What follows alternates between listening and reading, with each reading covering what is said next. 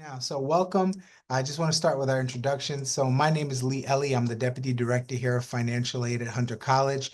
I'm here with my colleagues, so I'll quickly like to introduce themselves. Renee, if you don't mind. Hi, good evening. Thank you so much for joining us. We're so glad that you're here. I'm one of the Associate Directors of Financial Aid, and thank you for coming. Thank you. And Francisco, if you don't mind. Hi, good evening, everyone. Thank you for joining us, and I hope you're all staying warm on this very chilly evening. I'm Francisco Sandoval, Associate Director of Admissions and Recruitment, so I'm here to answer any potential admissions-related questions that you may all have. Perfect. Excellent. And as we kind of go through and proceed through the presentation, if you have any questions that pop up, please feel free to throw it in our questions and answer section. We'll try our best to answer whatever questions we can live, but definitely my colleagues here will be able to kind of go into the chat and answer any questions that you may have on the fly while we're here. So that being the case, let's get to business of why everyone's here tonight, right? We want to talk a little bit about financial aid. Specifically, we want to talk to you about your financing options. We want to talk to you about your Fafsa and all the applicable financial aid opportunities, because college is an affordable aspect, and we want to make sure that everyone takes advantage of all those resources so that way you can fund your education as best as possible. So I never like to, jump right into it. I always like to start off with general information just to kind of fill everybody on the same page. And what can kind of get us all on the same page more than what exactly is financial aid, right? So let's start. What exactly are we talking about when we talk about financial aid? So overall, we want to start off by saying financial aid are really funds, right? We provide you with funds, we give it to your students and families in an attempt to pay for a fancy way, post-secondary educational expenses. Fancy way of just saying pay for your cost of education, right? Additionally, when your financial aid is coming in, there's a lot of different things that you want to have to think about paying for college, right? The schools are billing you, they're sending you some expenses for tuition and fees, and we'll kind of dive in the detail in a couple minutes. But overall, there's other things that you want to keep in mind when you're thinking about college, right? So when you're thinking about college, you want to make sure that you're talking about books, you're talking about, any kind of travel expenses, you're thinking about any kind of additional, if you're in a lab equipment, right? Things like that you're going to need in order to make sure your educational journey is a success. Overall, all those different items we call the cost of attendance, which I'll dive in. But what's important for you to know, and this is one of the most challenging parts of financial aid, you can't get any more money than it costs to go to school. That's essentially the number one rule. So what does it cost to go to school? That's that cost of attendance. And it doesn't matter where it comes from, right? It could come from scholarship. It could come from grants. It could come from you getting a great donor who's just like, hey, here's $1 million. If they give you $1 million, we're only going to take what we can accept and we're going to return the rest. So it's not infinite. You can only get up to what you're eligible for. So let's talk a little bit about the cost of attendance in detail and how did I explain this? Overall, when you think about your cost of attendance and cost to go to school, I want you to think about it in terms of the year. Usually you have the fall semester and the spring semester. And what is the cost that's being charged to me? And what's the cost that I need to plan for, right? So the first item that we're going to talk about, we call direct expenses. The easiest way to remember that is we pay directly to the college these items. So tuition is directly charged to the school. That's a direct expense. We know exactly how much that is. That's going to be in that category. Sometimes fees are charged to you, right? Access to the library, access to the gym, things along those lines. Those fees are also direct expenses. You're paying the school directly. Now, we have all these items that are called indirect expenses, like I was mentioning before. These are the items that you need to budget for, but they're not going to show up on your bill.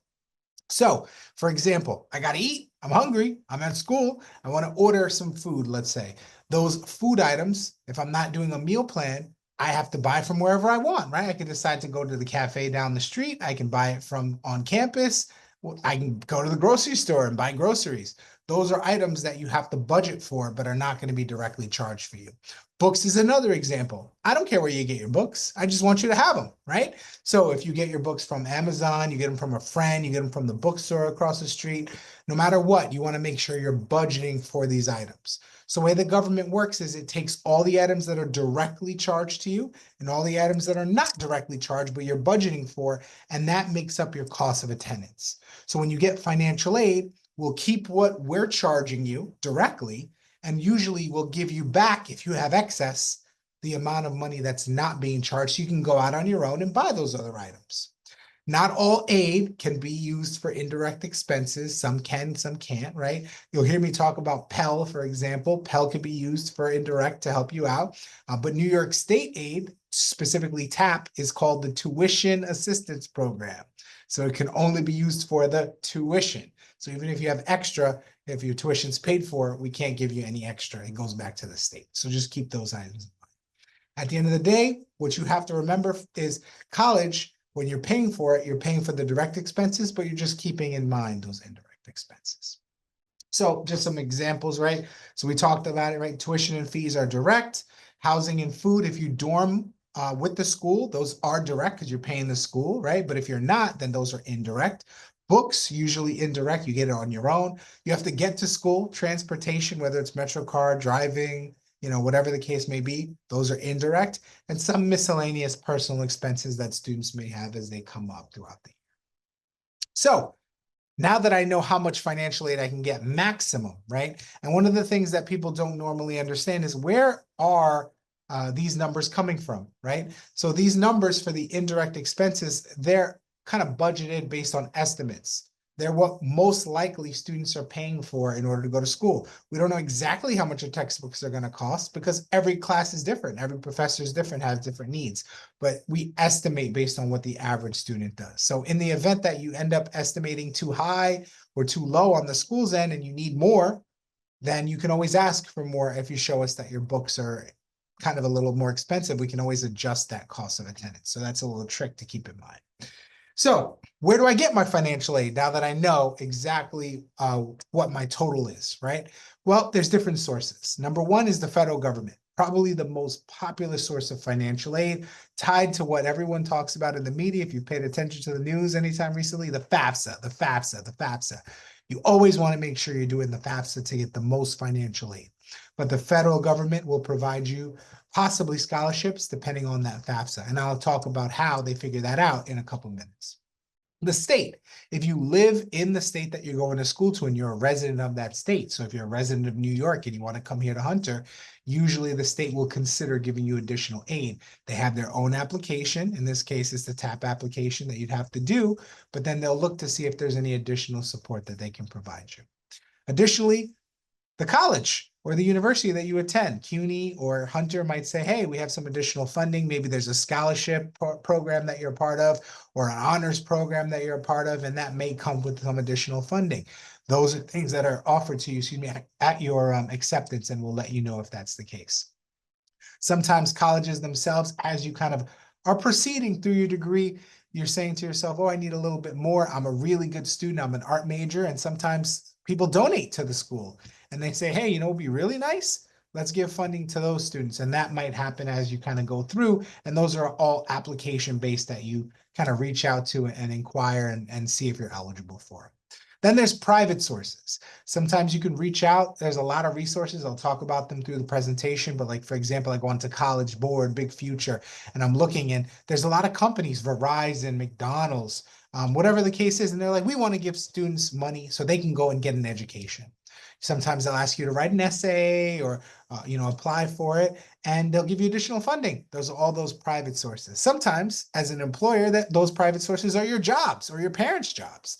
You can reach out to them, and sometimes they offer assistance for children going to school, or if you're an employee and they think, hey, this degree will help us, by you getting this degree, it'll help improve our business, we might offer you some additional funding. So I always tell students, reach out to your employers, have your parents reach out to your employers, especially if they have unions. Unions are really good at doing that, to see if there's any additional sources that you can get. These are essentially where you're kind of getting your financial aid opportunities from.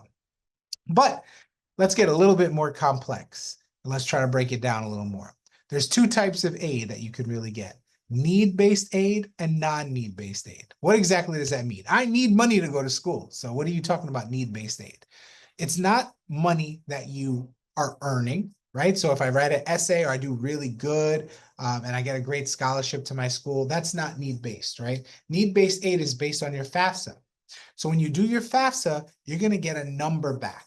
That number is called an SAI, which we'll get into, but essentially it's the number that they think you can pay for college. So remember we talked about that cost of attendance? Let's say that cost of attendance is $20,000.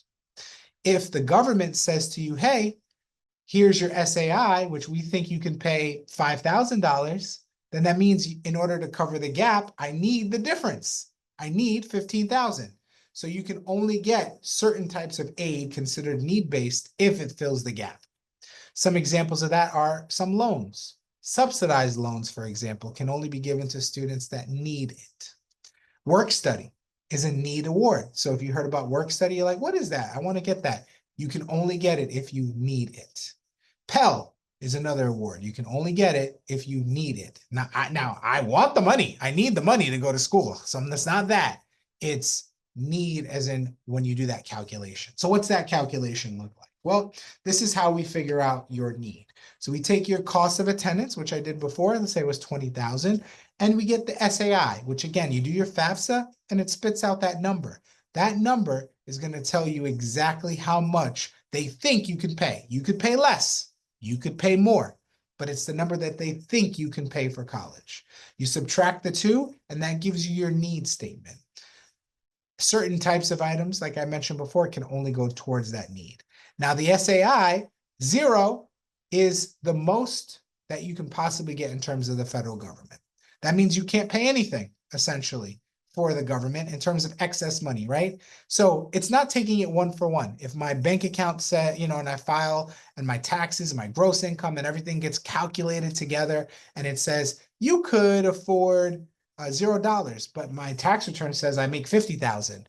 That's because they're taking into consideration people in your household that you need to spend money to take care of those people, right? It takes into consideration living expenses in general in New York, wherever you're living, right? It takes into consideration as a student, what a certain portion of your income is not necessarily in the calculation. So it kind of helps you out. So even if you feel like your income might be really high, still go out and file that FAFSA, because it's going to lower the amount and hopefully you might be eligible for some financial aid. But the lowest you can get is negative 1,500. I just want to bring that to your attention, because what does that mean? I need so much that I'm getting an extra 1,500? No, it just means you're like super zero. That means that you are very, very high need, which right now it doesn't mean anything in terms of colleges, but over the next couple of years, I imagine the government might start looking to give additional support to students who have that negative number. 0 is good, negative is good, anything higher is still good. The magic number to start to get Pell is 73.95. So if you've done your FAFSA, 73.95, anything less than that, and you might start becoming eligible for federal Pell aid.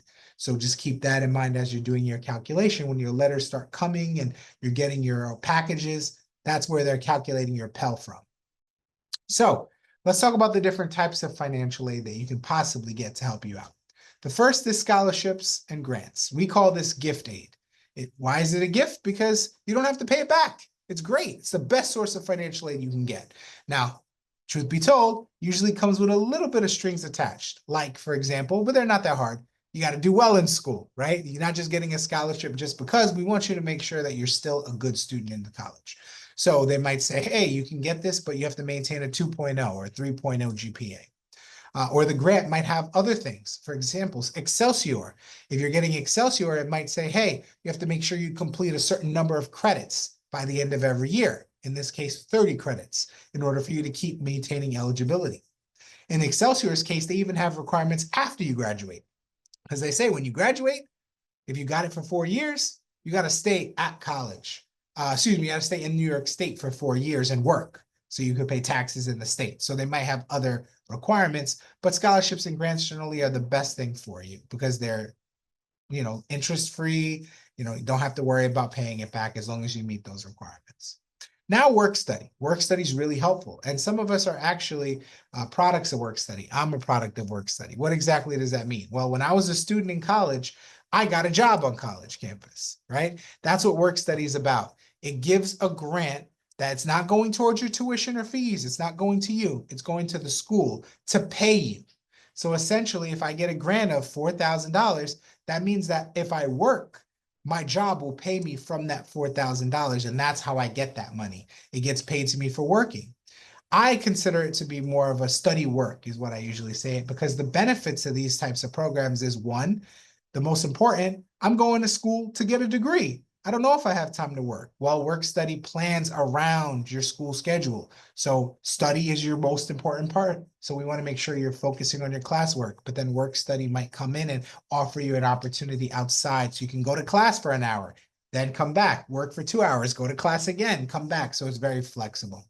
In that case, also keep in mind for work study, you're getting real life job experience too. And that's why I say I'm a product of work study. I was working at my college and that helped me get a full-time job after I graduated, and it ended up turning into a career for me. So it's a good opportunity for all students, in my opinion, to recommend looking into if you're eligible for it. And even if you don't get it right away, you can always reach out to the school and see if you're eligible for it down the line as well. And then last but not least, we don't like to talk about it, but we have to, loans, right? If I want to borrow funding, of course, obviously, loans, meaning I have to pay it back and there might be some interest involved, but a lot of students do find it helpful to borrow in order to finance their education, but loans are completely optional. In many cases, especially here at Hunter, students find that they don't necessarily need to borrow anything in order to finance their education. Many of our students are able to fully finance their education through their grants and scholarships and other programs. Some people feel more comfortable doing a payment plan or paying over time, you know? So just keep in mind that those options are there and they're available to you, but only borrow, my recommendation to you, if you really need it. That being the case, let's talk about where do I get this aid from? Well, the most important part is that Fafsa, right? So we want to make sure that you know how to do your Fafsa and you're doing your Fafsa as best as possible, right? We make mistakes all the time, and those mistakes can kind of jeopardize the types of financial aid we have. So let's talk a little bit about the best way to do it. So we talked a little bit about those items before. We talked about work study, we talked about Pell, SEOG. Where is that coming from? So the FAFSA, again, you do the calculation and it'll give you eligibility for these items. Pell is a grant that they give to students under that 7395 number if your SAI comes back. If your SAI is 0, then you might even qualify for something called SEOG, which is additional funding on top of that. Both don't need to be paid back. Both are great. And you also have eligibility to do it over many, many years. So keep that in mind that if you get, your FAFSA filled out, every year you're going to have to do a new FAFSA, and every year they're going to reassess you and you might have new eligibility to get it. The government every year also determines how much that maximum is. In a year or two, it could go up. You may be eligible for even more, but doing your FAFSA is how you become eligible for it. And even loans, if you want to borrow, the FAFSA is necessary. Now, here's a little trick. Even though I think, oh man, I make too much money, I'm not going to get a FAFSA aid or scholarship applied to my account. Still do the FAFSA, because other scholarship opportunities require the FAFSA in order to get it. Remember I said sometimes those colleges say, hey, I've got that, I'm an art major and I've got a great artist who love their experience at Hunter and they donated tons of money to Hunter to help out students. I can't get it unless I did a FAFSA. Even if my income's really high, I should still do the FAFSA to see if I'm eligible. So students, go out and do the FAFSA for your colleges to make sure that you know that you're eligible for the most opportunities available for you, okay? And as a little hint, right, Hunter College, your school code is 002689. When you file the FAFSA, you can put multiple schools on the FAFSA at once, usually up to 20 schools now. So put Hunter down and make sure, because if you don't put our school code down, we'll never know how much aid you're getting, and your FAFSA just becomes a piece of paper to us. We'll never be able to do anything with it. So make sure that when you're doing your FAFSA, you're sending it to everybody that you possibly want to attend school at. So when should I do the FAFSA? You should have already done it, is the short answer. It's not too late though, for sure. The FAFSA actually opened up December of 2024, and believe it or not, they actually opened it up a little earlier.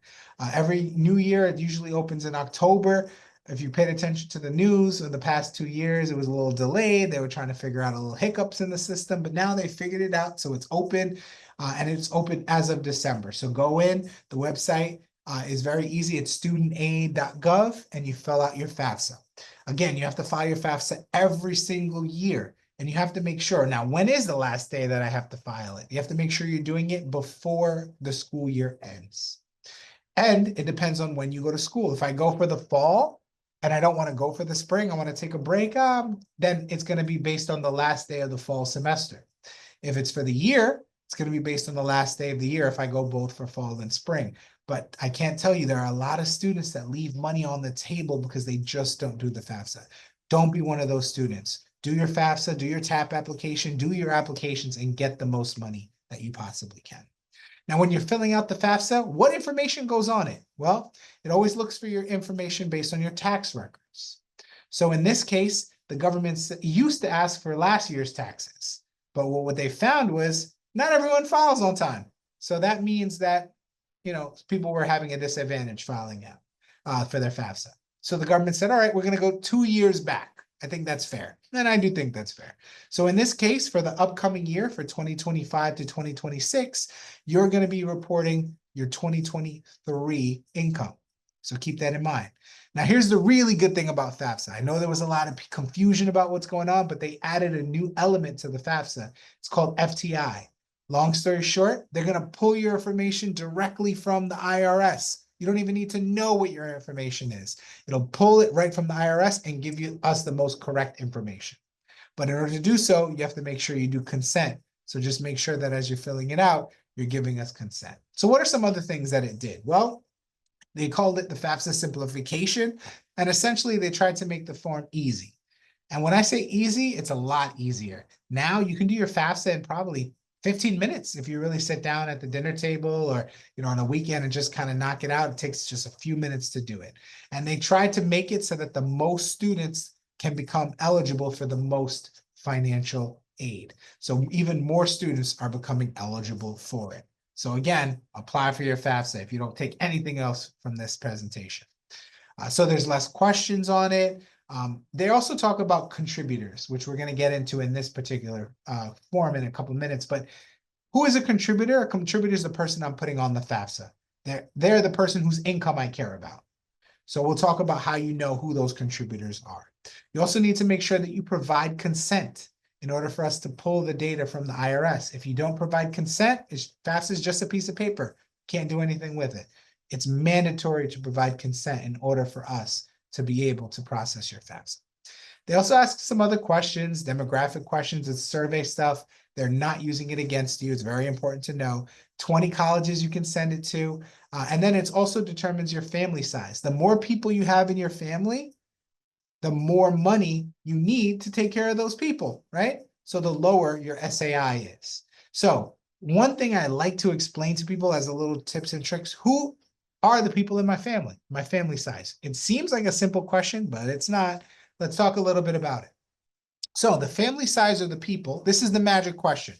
As a parent, who do I support more than 50% of their expenses, right? So what does that mean? Well, most of the time that's the student, right? So you're eating food at my fridge, you're living in my house, I'm paying for your clothes, I'm paying for your expenses, at least 50%, I believe I'm covering you 50%, then you're in my household, right?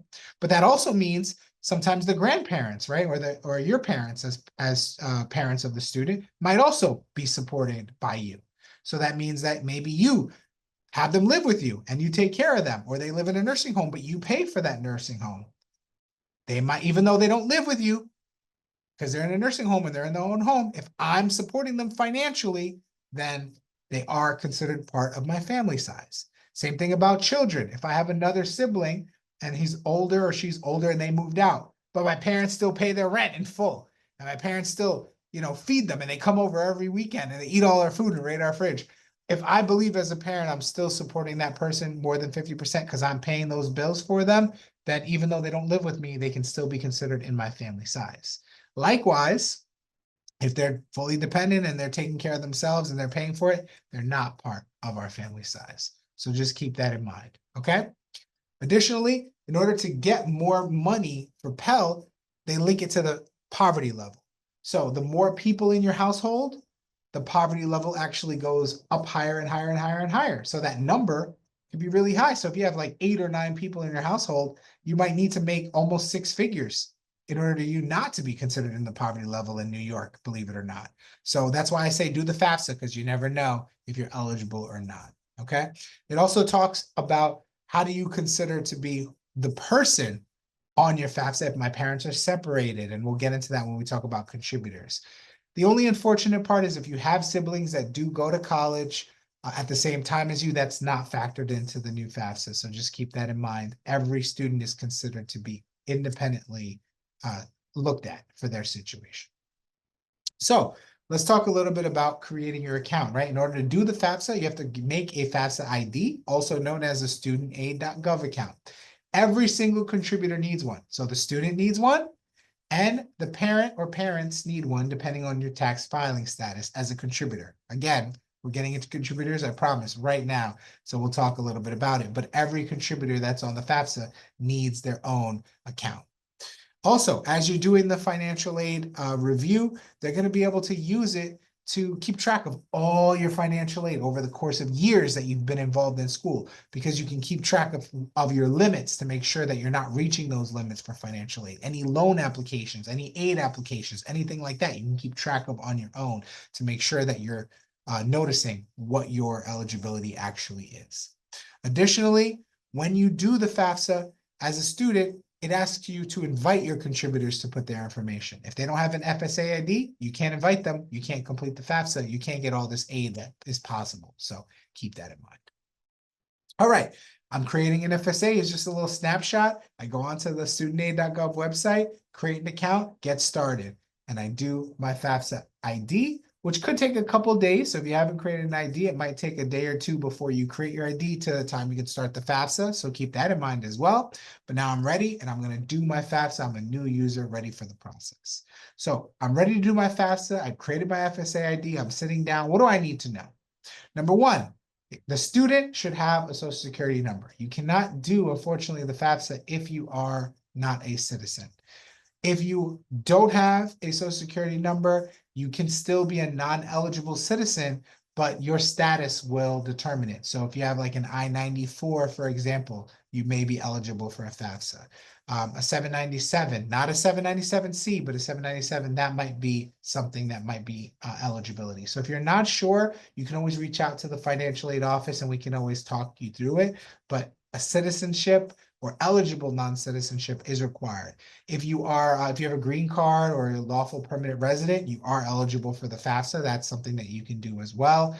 Some students that are on asylum status, based on what's going on in Ukraine, for example, they may be eligible for the FAFSA as well. But again, if you're not sure, your financial aid office will be able to help you. Okay. So again, if you're pending that alien status and you're not sure what's going on, while it's pending, you may not be eligible for it. So you may not be eligible for the FAFSA. Just because you're not eligible for the FAFSA doesn't mean you're not eligible for state aid, which we'll talk about in a few minutes. Also, if I get child support, either as a student or as a parent, I should know how much it is and have that ready to put on the FAFSA.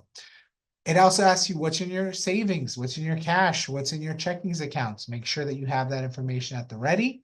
And also the net worth of your businesses and investments and assets. There's a big difference. I own a house, one house, I live in it. That is not an asset. I'm living in that house. I own a second house. That second house is an asset, and it's only the net worth. I pay, all this money on it. So the net worth is only this much money because of all the bills and things. So they only want the net investment worth, right? They don't want the whole total of your mortgage. So don't go putting your total mortgage or don't put the total cost of your house on your FAFSA. Same thing with a business, only put the net. If you have a Schedule C, that'll help you with it when you file your taxes. Usually if you have your own business, it'll tell you what that number is. And I've never seen it personally in many years of working in financial aid, but if you own a farm, that's also considered an asset. So keep that in mind.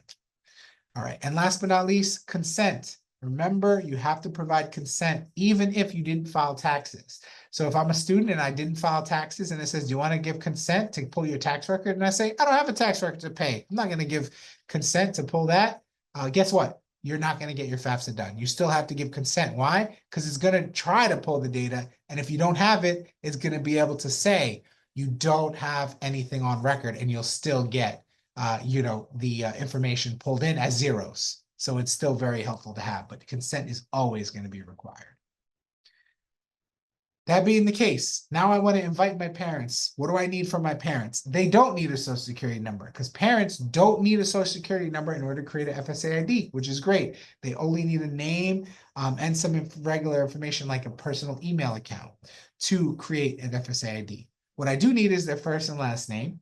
If they have a social, put it. If they don't, you can omit it. I want their date of birth though, because that's important as well. And each contributor needs a unique address. So if mom has an address and dad has an address and they're the same and they get all the mail, you can't use the same one for both. You need to create a new email and make sure you keep that in mind. And don't lose it either. I can't tell you how many students accidentally forget.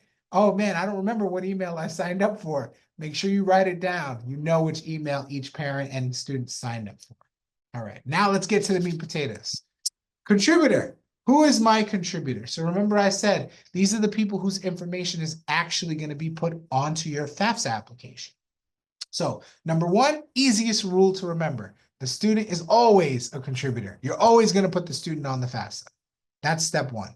Now, question two is, how do I deal with my parents? My parents have an interesting living situation. Let's figure it out. Let's go down the list. So if your parents are legally married, oh, actually, I'll start with the students. If you, as a student, happens to be legally married, not divorced, legally married, then I don't want your parents' information anywhere near the FAFSA.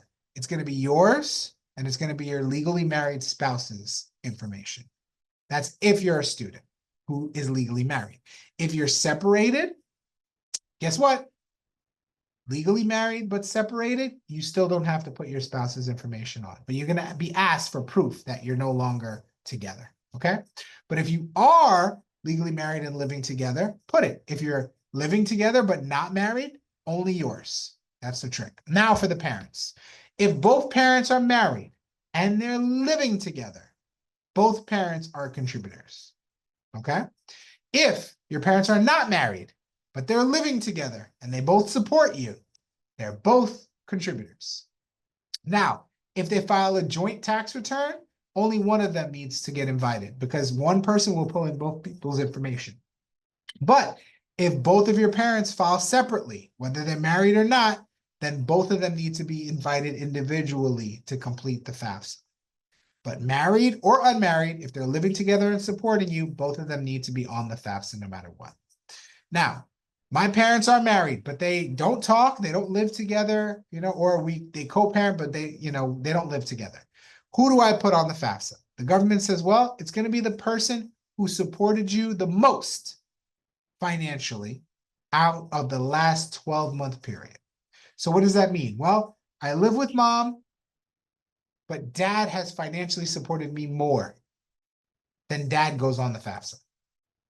Likewise, I live with dad and I have not seen mom. Mom gives nothing to my FAFSA. To my living expenses whatsoever. Then dad goes on the FAFSA. So just keep that in mind. They're looking for the person who contributed the most over the last 12 months, but only one of them because they're separated. And again, the school might ask for proof if you're separated in this case, which might be in the form of a utility bill proving that you have separate addresses. Now, what happens if both parents are never married, never at all, and they're not living together? Well, same thing. Who is your parent that contributed the most to you financially over the last 12 months? That's the parent that you're going to put down. In those cases, most of the time, the parents who live with you are going to be the parent who is contributing the most for you if your parents are unmarried. You know who I don't want on the FAFSA?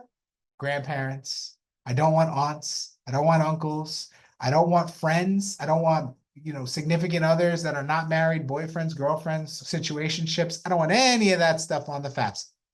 What I only want are biological parents on the FAFSA in many cases, and only if both of them, if they're married and living together, or unmarried and living together, or one, if they're separated or never married, and only one of them contributes to your education.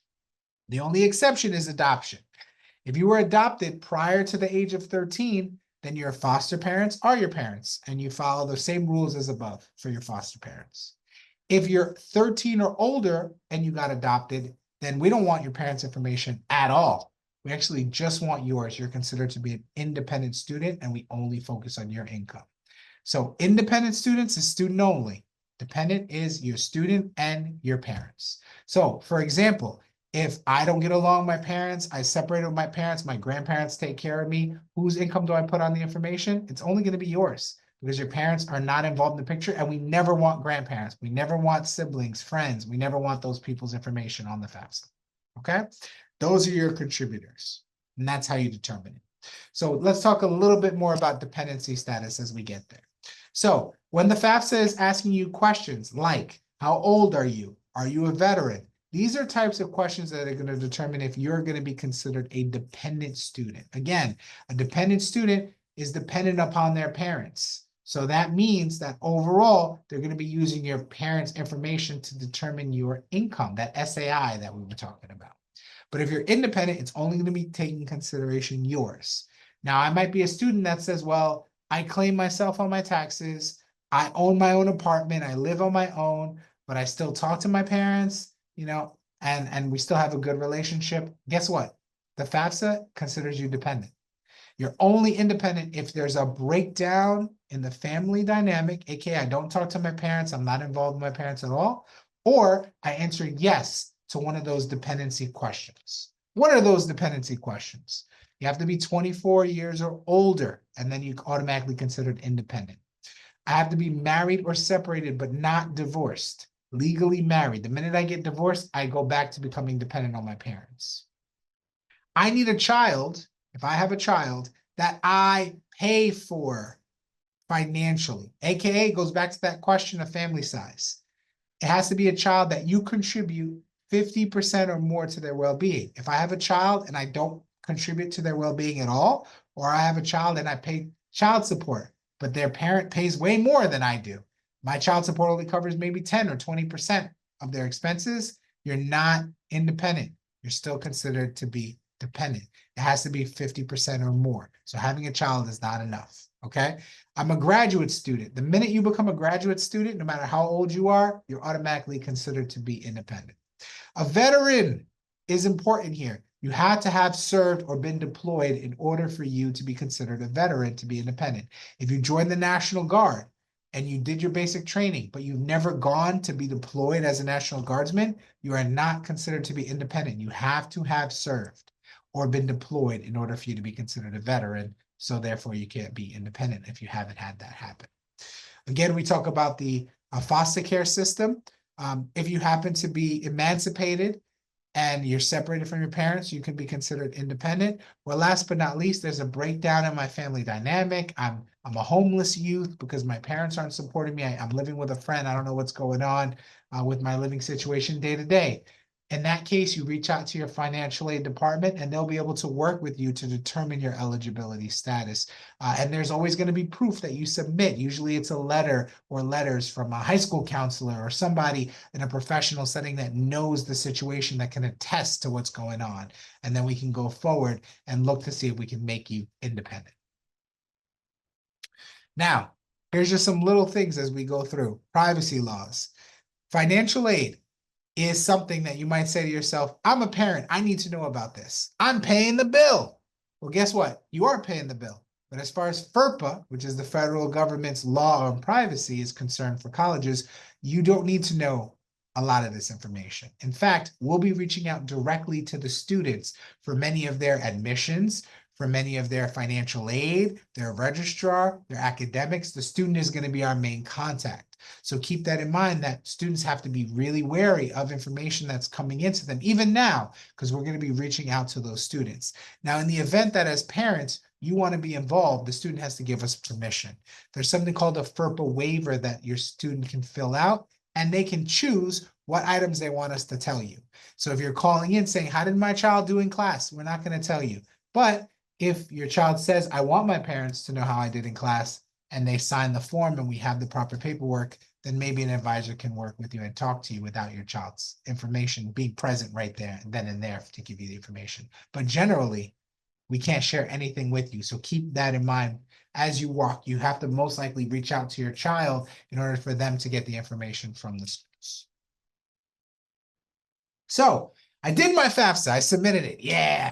Now what? Well, the FAFSA then goes to the colleges and it goes to you after it's processed. So you'll most likely get an email letting you know that it's been processed, and the college will get the information if you gave your school code in. So keep that in mind, that that's necessary, okay? So what are some other things to keep in mind? Let's talk New York State. There's also the opportunity for you to get New York State aid if you're a resident of New York State. It can range from $500 to 5665. And actually next year they're talking about raising up to 1,000 minimum. In order for you to qualify for it, you don't have to be a citizen, but you have to do a TAP application online. You have to do the right application. In order to qualify, you do have to have residency. So residency is one. I graduated from a high school in New York that I've been to for at least 2 years. So my parents live in North Carolina, but I've been here in New York and I took my junior and senior year and I graduated. I might be eligible for some TAP aid through the New York State program. Additionally, I could also be a resident, aka I live as a resident in New York for at least 1 year continuously. So that's also an option for you to be looking to get eligibility for New York State aid. There are a lot of students coming into schools that don't have citizenship, and they might be dreamers or they might be undocumented. Those students can still file a TAP application, even though they won't be eligible for a FAFSA. They just have to make sure that when they're doing it, they fill out the Jose Peralta application for TAP. Schools don't know the difference. All we know is you're getting TAP. So don't be afraid if this is applying to you to fill out that application, because you can still possibly get TAP, even Excelsior scholarship, even without citizenship. You just have to make sure you're doing the right application and you still have that residency requirement filled. So don't hesitate. There are a lot of students that forget that the FAFSA is one application, but to get New York State aid, you still have to do the TAP application. If you don't do the TAP application, you get no money, even if you did the FAFSA. So 2 applications need to be done every single year. Students leave thousands upon thousands of dollars on the table across the entire state because they forget to do the TAP application. And we'll remind you, borderline harass you with the amount of emails that we'll send you to remind you, but we can't do anything if you're not going to take action. Please, please, I'm begging you here, make sure you do your TAP application. The worst thing in doing your FAFSA and your TAP that you can hear is you're not eligible. That's it. It's the worst possible thing. What are some errors people make? Well, your social security number, if you do your FAFSA and you do put your social security number, it has to be consistent in all the forms. My name is Lee Ellie, but my real name isn't Lee. It's easy to say. My real name is Leotti. But if I do my FAFSA as Lee Ellie, it'll never match up in a million years with the documentation that gets pulled from this government. So no matter how hard I'll try, I'll never get my FAFSA to match up. So make sure that your school has the same information as what's on the FAFSA. So you have a social security number on the FAFSA, it should match the social security number that's at the school. So keep that in mind. That's one error that comes back so often. Additionally, I need to be consistent, right? If I put my parents are divorced and I'm only putting one parent on the FAFSA, great. If I'm putting that my parents are divorced and then turns out that the tax return comes back and they're jointly filing married, it's going to be a flag and it's going to create an error. So keep that in mind as well. Also, if you don't know the answer to the, or not that you don't know, but the answer is I don't have any, make sure you put 0, right? So if you don't have money in a checking account as a student, it's a 0. Don't leave it blank. Blanks are errors. Make sure that you're filling it out. Same thing with your family size. If you don't put your family size in there, we can't help you. Make sure you're putting it in order for it to be included in the calculation.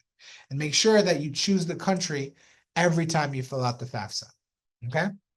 So let's talk a little bit about the timeline. I've done my FAFSA. Now I'm waiting patiently. What exactly are we doing? Well, number one, I get a package in the mail. It's going to tell me how much financial aid I'm going to be getting.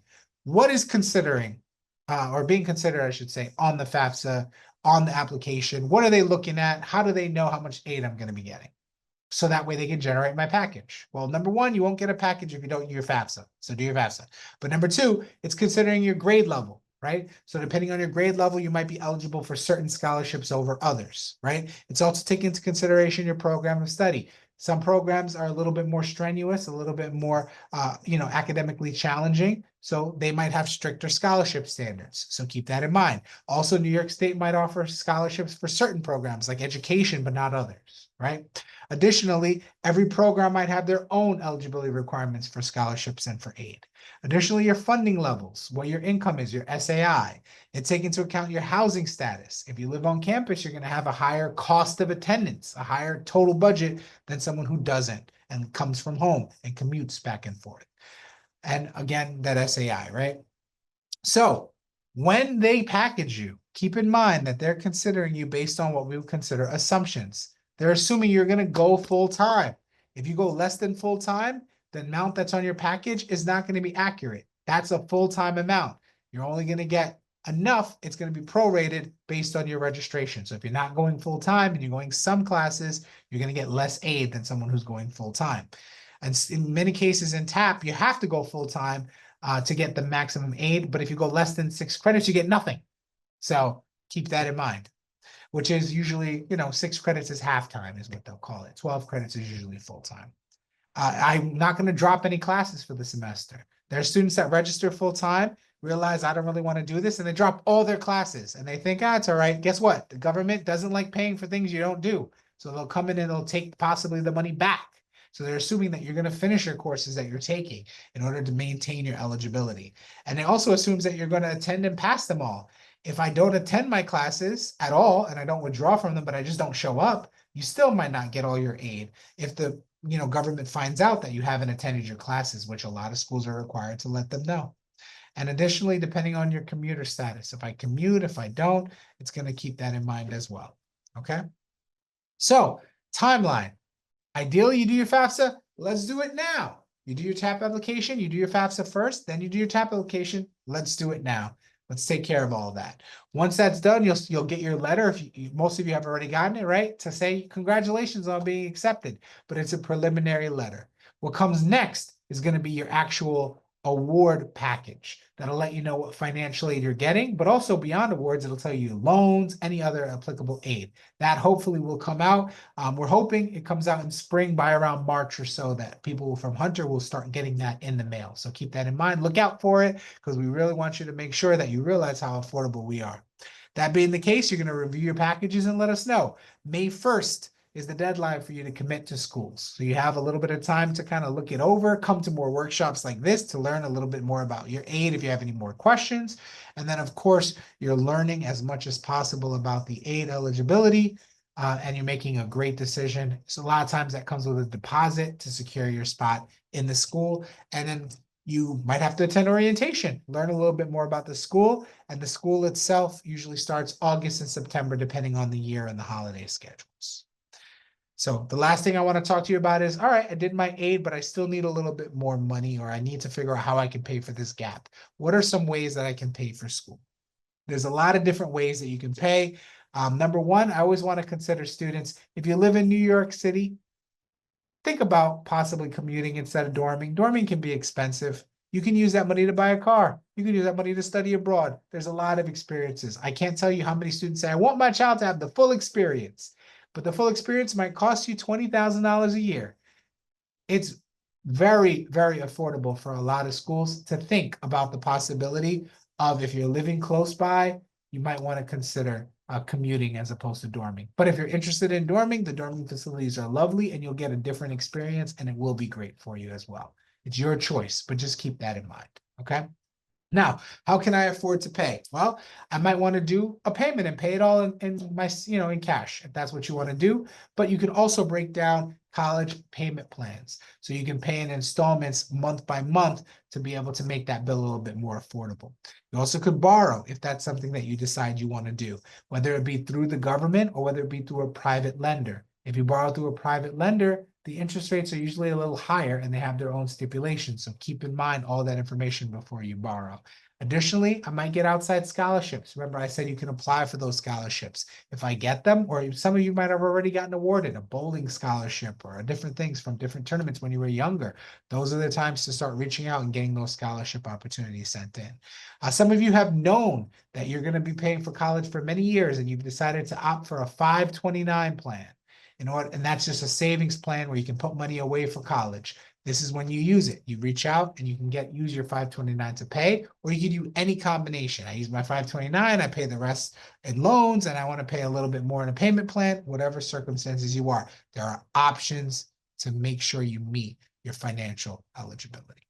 529 is easy. You just get a bill from us, you send it to your company, and they'll send the money directly to the school. No questions asked.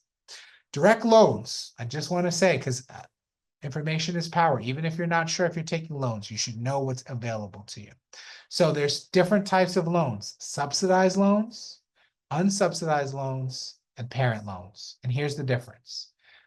Subsidized and unsubsidized are student loans. We're going to give them to the student in the student's name. Students most likely do not have credit, so it does limit the amount of money that you can borrow every year in terms of this. For students that are freshmen coming into school, that max is $5,500. Of that, $3,500 max can go to subsidized. What is subsidized? Subsidized means the interest is paid for you while you're in school. That's great.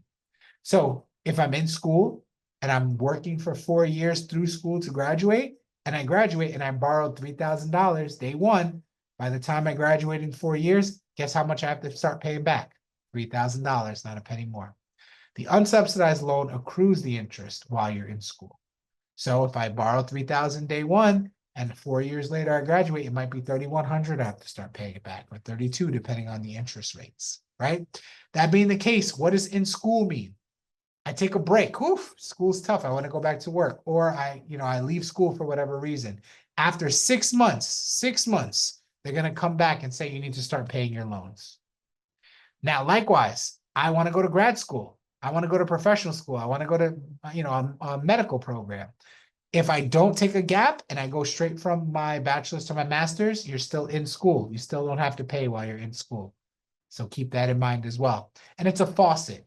If I leave school for 6 months, I pay 2 payments, now I'm going back to school, you could turn the faucet off. You don't have to start paying again. You can stop your payments. So it's on and off. There is interest rate this year. We know the interest rate. We don't know the 2025, 2026 interest rate. This year, the interest is around 6.5%. That's still pretty good compared to a lot of the private rates out there. But keep in mind, because the subsidized loan is so good, that's why they limit you to $3,500. But it's only based on your need. If your SII is too high, you might not get a subsidized loan to borrow. So keep that in mind, okay? Now, parents, you can borrow as much as you need. So that cost of attendance, if that cost of attendance is $50,000, guess what? Then you can borrow up to $50,000, but it requires a credit check for the parents, so you still have to pass a credit check. And additionally, I don't recommend borrowing the $50,000. Just because you can doesn't mean you should, okay? There's a lot of eligibility. The interest rate's a little higher as well. It's going to be in the parent's name.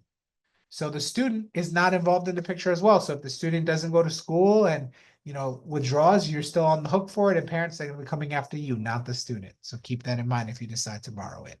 In any case, whatever loan you borrow, the government loans it to you. It's not the school, and they assign you a servicer. The servicer is the company that's going to reach out to you and talk to you about repayment, all the different options. They're the ones that you're going to contact if you have questions about repaying early or paying late, or how much money do I have to pay, how much interest is on my account. And that usually comes about a month or so after your money is sent to the school to pay your bills, if you decide to do it. And the last thing I tell you is the government is the government. They never do anything for free. So if you borrow a loan for $1,000, they're going to actually take a loan processing fee, around 1%. So they're going to take out $10, let's say, in order to process that loan of $1,000. So keep in mind that if you're borrowing exactly enough, you might want to borrow a tiny bit to account for the money that the government is taking out in their processing fee, which is 1.057%. All right, almost done. Private loans. If you want to go borrow from a private loan vendor, aka another vendor outside, a bank, a lending institution, you're more than welcome. But the interest rates are probably going to be higher, and you need to do your due diligence. If you're an international student, this might be the option, because since you didn't do your FAFSA, you can't actually borrow from the government. You have to borrow from maybe an outside institution, and they do loan to international students, but you do have to have a cosigner who's going to have credit, because these are going to require credit checks in the United States. So keep that in mind. The school cannot tell you who to borrow from, and we cannot recommend a lender to you, because we will be a conflict of interest. So you have to go and do your own research. But when you're doing that research, See if there are any fees that they associate with it. If I want to pay it earlier, can I? Does the interest change? Does it grow over time? Sometimes the interest is really good. It's 2% this year, and then in 5 years, it's 10 or 20%. Make sure you're asking the proper questions. Are there any penalties if I pay long or short term? Can I defer them? Sometimes they'll say, I don't care what's going on. During COVID, the federal government said you didn't have to pay your loans. The private companies were still collecting their money over that time period. So keep that in mind as well. And if I pass away, are there any other options that I have for payment? And last but not least, how can I get money outside? Go and look. Now's the time to reach out for those outside scholarship opportunities. Reach out. The U.S. Department of Labor, they have a scholarship tool. I recommend taking a picture, a snapshot of this page if you can. Go online and fill out some applications. Big Future, College Board, FastWeb. They have scholarships, financial aid for minorities, and there are a lot of resources. Now, use your discretion when you're filling this out, because not everybody out there is offering a scholarship. Some people are trying to take your information. Unfortunately, the internet is a big place and not everyone on there wants what's best for you. So our tips are, don't pay fees. Don't pay money to get money. It should be a free opportunity. So when you see that, if you see an opportunity that says, hey, $50 to enter your chance to win a scholarship, run away. Don't do that one. Social media contests. I'm going on, Twitter or X or whatever the case is. I'm going online, Instagram. Whoever gets the most likes gets the scholarship. A lot of times they're just getting free publicity and there is no scholarship. And last but not least, keep your personal information to yourself. There's no reason why this company needs your social security number. There's no information why they need your personal information. If they're asking for it, be hesitant. If it feels weird, it probably is weird. Don't apply for those. But these websites generally, especially the U.S. Department of Labor, likes to do a lot of vetting for you. So take a look, but always use your discretion. Oops, sorry about that. And that being the case, that brings us to the end overall of our presentation. So I don't know if I missed any questions on the page, but is there anyone who has any Q&A questions that they'd like to answer? If you do, let us know. We're more than happy to talk you through it. In the meantime, while you're typing up those questions, I'd like to just invite Francisco, if there's any words that you'd like to share with our students. I definitely just want to say Hunter's a great school. I've been here for a little while, and I can honestly say I got my purple. I'm repping the school now, but in all honesty, really give it some good consideration, because a lot of our students, I think 70% of our students is the number, Francisco, find that they can pay for their whole education based on just this TAP and the FAFSA application through Pell alone. Yeah, I'll say a few words just for the group here. If you all were accepted in the last, let's say, month or so, and you're looking forward to fall while you await, of course, your awards, that I'm sure you're all going to get some form of awards as long as you do your stuff on time. Just be on the lookout. We're going to be sending RSVP announcements to all of you who have been admitted, just to keep a March 22nd as the date to save for Admitted Students Day. It's one of our biggest events, and we're looking forward to having you on campus and sort of seeing what Hunter's all about, and hopefully choosing us once you figure out where you want to go. Hopefully it's Hunter. Excellent.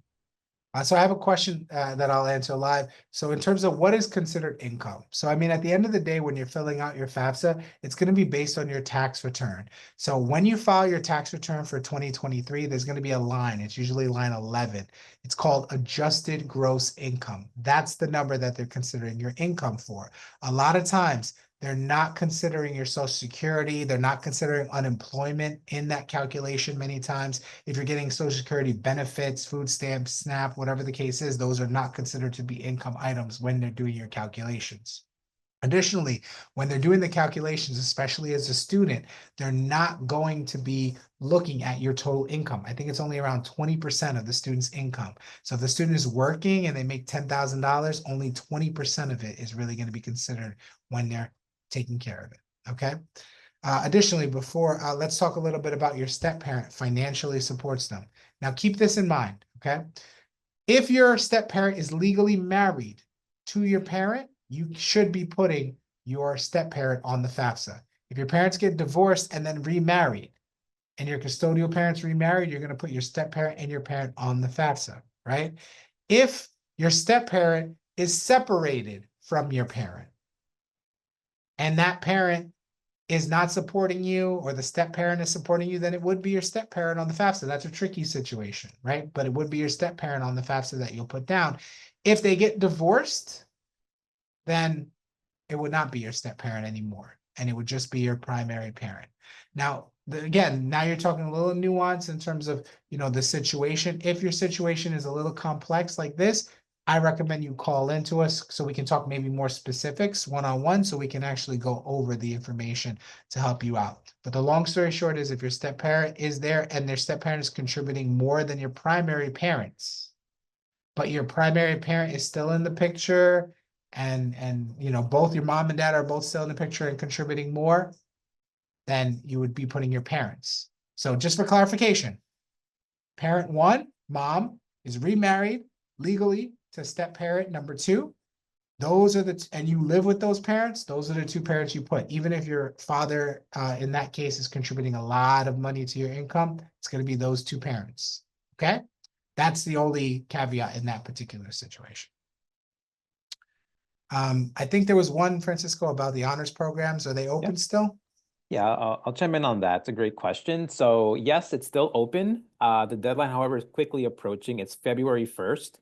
So I know you all by now have gotten some sort of outreach and email about applying to the scholars programs. We sent reminders actually today as well. Make sure that you do so. It's totally okay if you apply and you're kind of in the process of figuring out what essay to fill out and things like that. But I would definitely encourage you to submit by the 1st. But if you have any questions, feel free to reach out to admissions, and I'll put the email in the chat as well. Perfect. I think you got one more that followed up regarding acceptance. Yes. So for fall 25, there will be a little bit of a lag before you get an update on your commitment deposit confirmation. But since you saw that in CUNY first, it says summer 25, that's completely normal. For all new students, we offer an option if they wish to attend summer classes to get a head start on their fall enrollment, but it's completely normal if you see that summer shifted. It doesn't mean anything outside of the fact that they can take summer classes. So for now, just sit tight. You'll get more updates in the coming weeks. Perfect. All right. If there's any more questions, feel free. We'll be happy to answer them for you. Just some takeaways. I know I'm going to be really redundant, and I know you're tired of hearing me say it. Do the FAFSA, do the TAP application, get your maximum financial aid eligibility. If you get your SAI and you're looking at it, 7395 is the number. That below that number is when you start to become eligible for Pell, where we can start taking that into consideration. Now, here's the last thing I didn't mention that I'll let you know. Life happens, right? So they're asking you for 2023 information on your FAFSA, but a lot's happened since 2023. We know that in 1 year, COVID happened and it turned the world upside down, right? So much can happen in a year. If you feel as though your 2023 information is not an accurate picture of what your income is actually looking like, then you can always reach out to your financial aid office to do something called a professional judgment, which basically means, hey, actually something happened. I lost my job. I have a parent who passed away. Something happened overall that unfortunately my income situation is completely different. I did a lot of overtime 1 year. My parent retired, whatever the case may be. We can look at your information. We'll ask you for some tax information, some backup, but we can sub out your 2023 income as a school for maybe 2024 instead, or maybe even your income potentially for 2025. So that's a possibility that, depending on your situation, you have in your disposal at your financial aid office. So if you do have a situation or you feel as though your income is much less now than it ever was in 2023, or because of some reason, reach out to your financial aid office and we'll be able to talk you through that process. The latest time frame to have a response from the FAFSA. So it depends on what semester you're talking about, right? So if you're coming in for spring 2025, the FAFSA for 2024, 2025 is actually pretty quick. They usually submit the FAFSA within 3 to 5 days. So if you haven't gotten a response from your FAFSA and it's been over the 5-day time period, something went wrong. Some of those common errors I said, I forgot to put, Hunter, for example, on my school code. So you did the FAFSA, but we'll never get it. So go in and see if that school code is in there. Additionally, maybe my social security number or my information is not on the FAFSA. So, or not here at the school, so we can't match you up. You might have to reach out. So there are some times on the FAFSA, but if it's been a couple days and you feel like you've done everything you need to do, don't hesitate. Reach out to your financial aid office in order for us to be able to help you and see what might be a delay, what might be stopping you from getting your financial aid. Okay. Additionally, are there any specific tax forms we should keep on hand? Thankfully, since a lot of the information is automatically pulled directly from the federal government, there's less you need on hand. But if my parent lives or works in a foreign country, they might have a foreign tax return. That's something that I might want to have on file in order to put through. Additionally, if I didn't file taxes, but I worked or my parent worked, I still got a W-2. You want to have that W-2 on file so I can put that information to the system. Because even if you didn't file, because maybe you weren't required to because you didn't make enough, you still have to put the amount of money that you made on the FAFSA. So it can still be considered in, right? And usually if you didn't make enough to file, it's not going to hurt you to put that information in, but you have to make sure that it's included. So W-2s, if you didn't file, W-2s are something you want. If you didn't file in the United States and you have a foreign tax return, foreign tax returns are there. You could always have a copy of your 1040 for the 2023 year. You might want to do that. TAP is a little different than the government in the sense that the government uses your federal, your 1040. New York State uses your New York State tax return. And they also have an income verification process where they pull your information, but you might want to have your New York State tax return handy so you can fill out that information as well.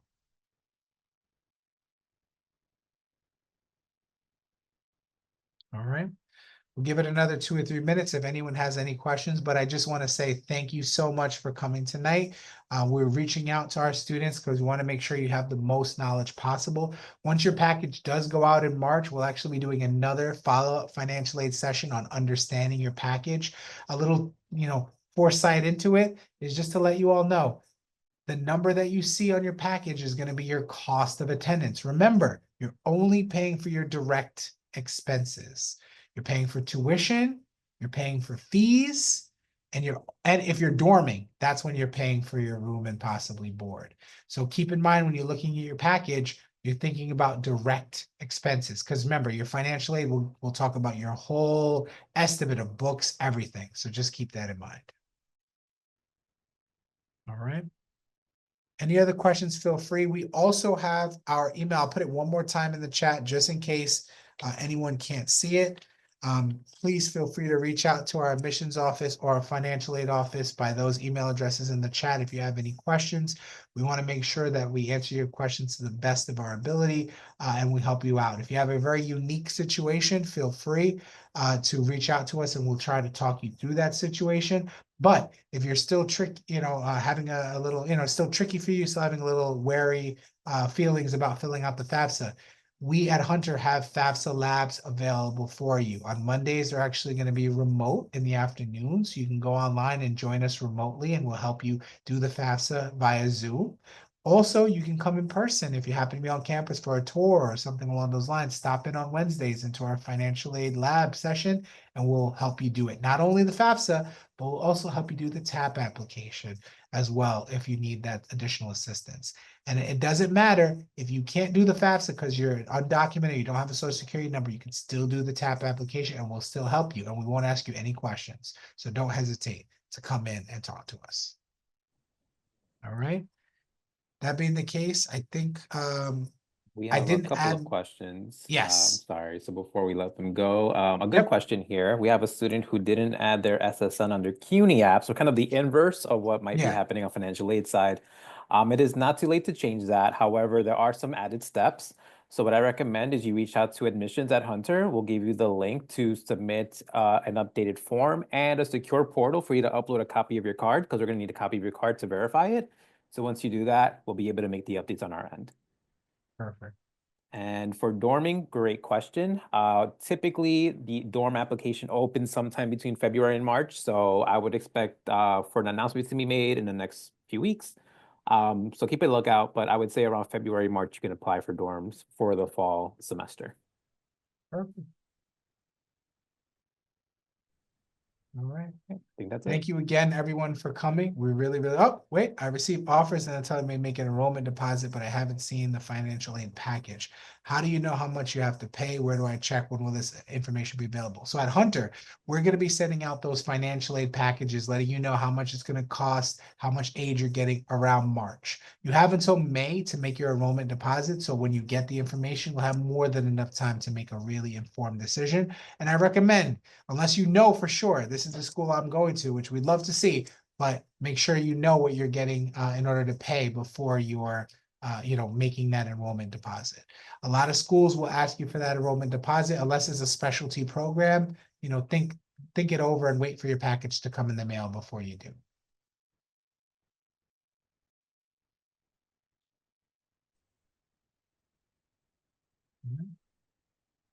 Our pleasure. Hopefully this information was very, very helpful for you all. There's a lot of nuance to financial aid, but just again, we're here to help you, and we're here to walk you through the process to make it as smooth as possible. But since not seeing any questions, I want to say thank you all for coming again. I hope everyone enjoys a wonderful weekend. Again, like Francisco said, it's pretty cold out there, so try to stay as warm as possible. Enjoy Comfort Tour if you haven't already. Come back home. We would love to welcome you at Hunter College, and it's a pleasure. And everyone have a great evening.